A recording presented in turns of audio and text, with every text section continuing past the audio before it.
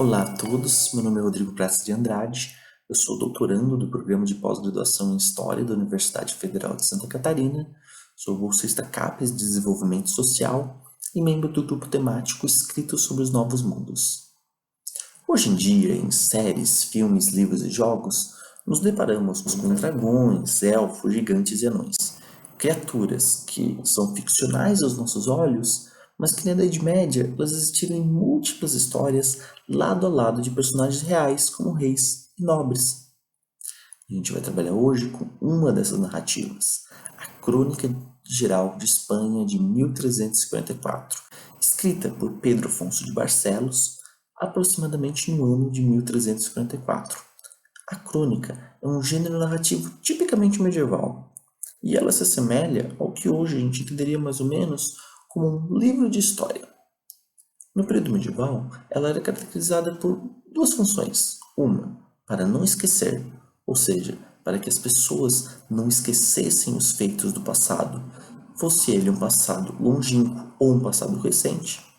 E dois, para ensinar, para que as pessoas, tanto do presente quanto do futuro, pudessem aprender com esse passado. Mas o que significa lidar com esse tipo de documentação?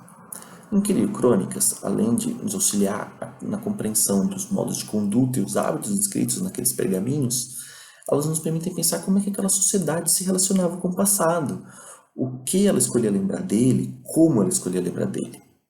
Mas antes de partir para isso, a gente tem que entender quem foi Pedro Afonso, mas também a complexa difusão de seus escritos.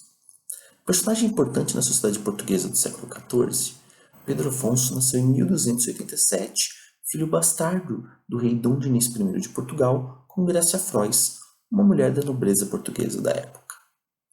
Ele foi educado na corte régia, algo que era muito comum aos bastardos de sua época, que viviam próximos à corte e do seu pai, e o que possibilitou a esses bastardos um alto nível de educação, caso do próprio Pedro Afonso.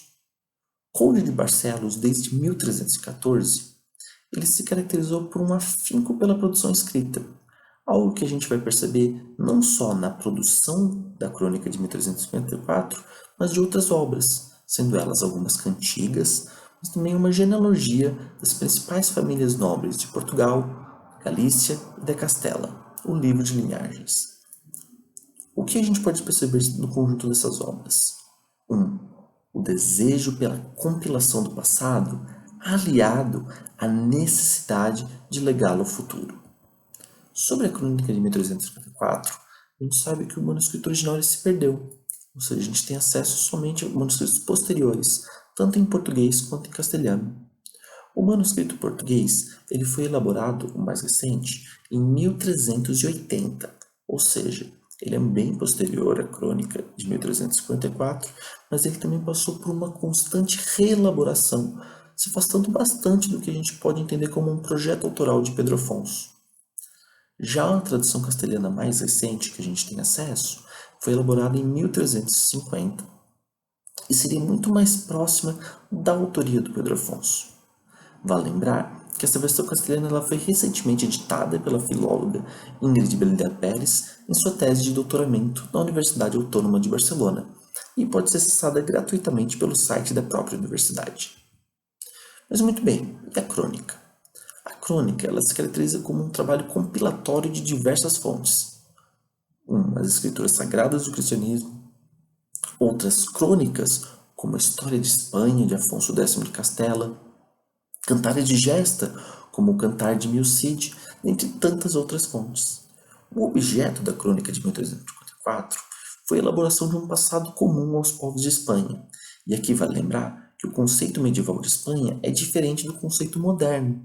A Espanha medieval não tem as mesmas fronteiras do Estado moderno espanhol.